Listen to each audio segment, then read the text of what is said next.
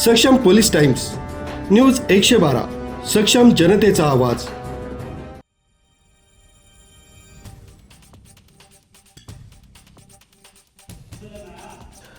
वसईच्या उमेळमान परिसरातून अत्यंत धक्कादायक घटना समोर आली आहे.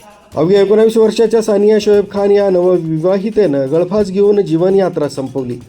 केवळ 5 महिन्यांपूर्वी संसार थाटलेल्या सानियानं आत्महत्या का केली असा संतप्त सवाल उपस्थित केला जातोय.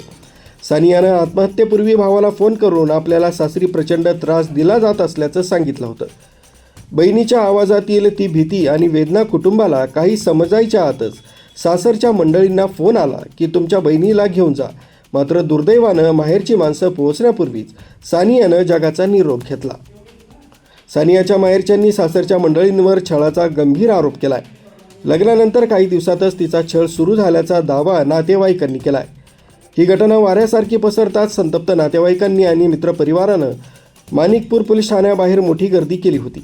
आरोपींना अटक करा अशी मागणी करत जोरदार घोषणाबाजी करण्यात आली. त्यामुळे पोलीस ठाण्याचा परिसर काही काळ तणावपूर्ण झाला होता.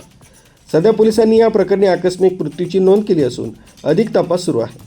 पण प्रश्न उरतो की एका 19 वर्षाच्या मुलीच्या मृत्यूला जबाबदार असणाऱ्या नराधमांना कायदा कधी धडा शिकवणार?